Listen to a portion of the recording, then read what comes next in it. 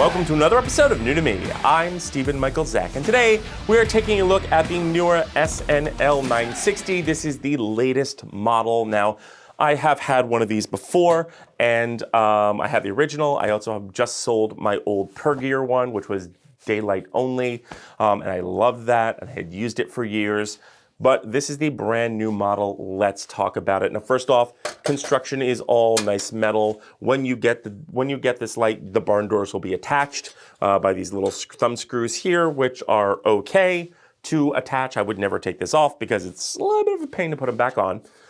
But the barn doors here are rock solid. They're great for just kind of shaping the light or putting diffusion on here.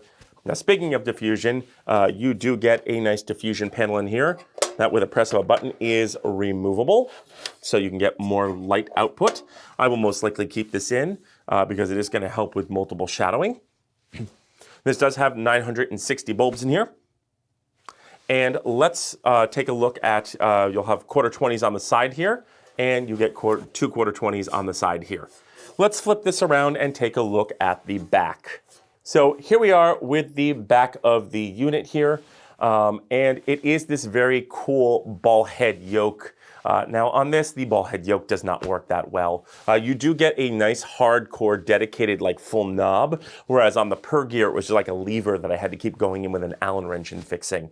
But the knobs work fairly well. The problem is the unit is very heavy for this, and as you can see, it's very easy to kind of knock it and tilt it. It does not lock down. I mean, I have to tighten this a lot to get it, and I can still kind of push it in directions. So not the best yoke. What I do like though about the yoke is you can turn this little knob at the bottom and lift this straight off and down. So it is removable, and you do get a lock right here. It's okay. I will most likely have to take a wrench here and kind of tighten things up. Now the power box and the V-mount is plastic, but you do get a very, very nice release button here, much better than the Per-Gear. Now I am going to be using a V-mount, which is going to make this heavier. If you're hanging this, I would suggest there is a D-tap on the side here. So I would suggest putting the actual battery on the light stand somewhere and running a D-tap cable into your battery. That's going to make this head a lot less heavier, especially if you're hanging it in the studio. But clips in really, really well.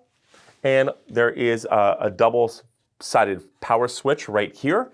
Down is going to give you your AC power. There is AC power. You get an AC plug right there, and you are going to get both this cord and a little power pack like this. Again, not as long as the Per-Gear. The Per-Gear was much longer. This is, I tend to find it's a little bit shorter than I would like, but with an extension cord, it is completely doable. So let's go back to talking about the unit. Let's take a look at the power here. Flip it up and it goes right on. So let's go ahead and take a look at this on the wall. Let's check brightness. Let's check out the screen, and then I'll come back and give you my final thoughts. Okay, so here we are with the light. We are at 3200 Kelvin. This goes from 3200 Kelvin all the way up to 5600 Kelvin. And let's go ahead and go to 3500 Kelvin because that's what I shoot at. And it goes from 100 down in increments of 10 down to 0. So here's 10%, here's 50%, and here's 100%. Now, there's slightly a bit of a hot spot. It's really not noticeable. I'm not really noticing a major hot spot. Maybe on camera it looks that way. But to my eye, it looks like this thing is pretty hot spot free, which is awesome in the center of the light.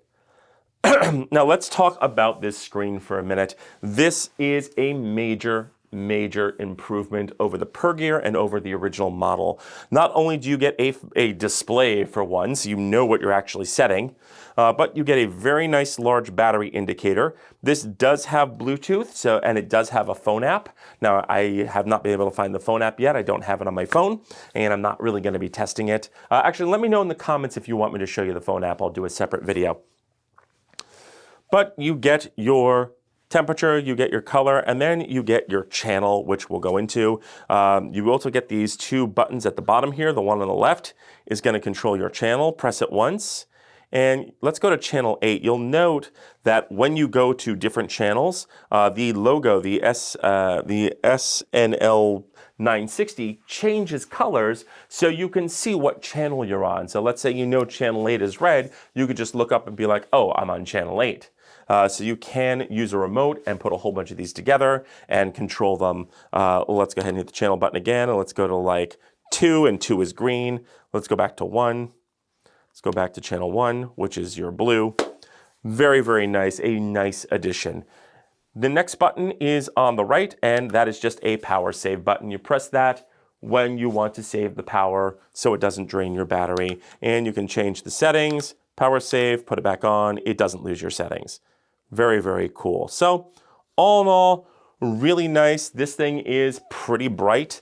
Now, I would most likely use this on a green screen to light my green screens. That's why I originally bought one of these. I was gonna buy a second one, and then I just never did because they were super expensive. But this is not very expensive. So that's it. That is the display. So let's go back to the main table for my final thoughts.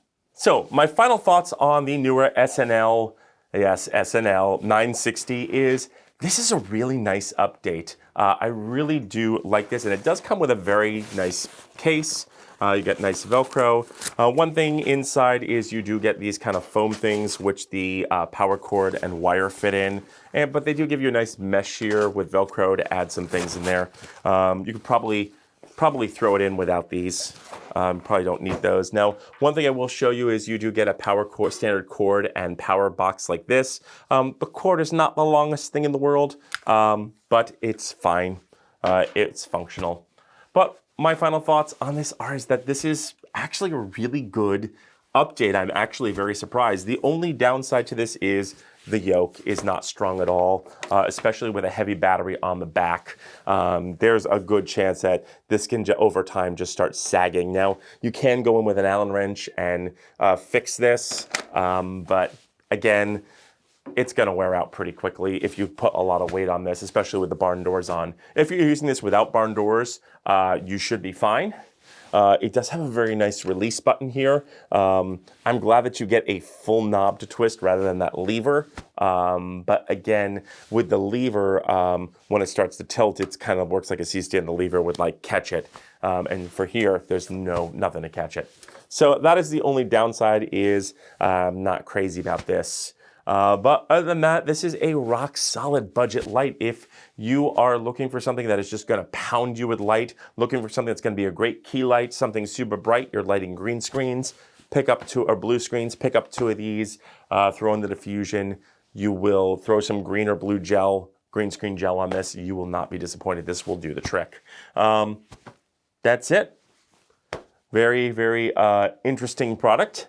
And those are my thoughts. But I want to know yours. So leave your questions and comments in the notes below. Also, don't forget to like, share, and subscribe. And don't forget to mash that bell button to be notified when we drop a brand new video. I'm Stephen Michael Zach, and this is New to Me.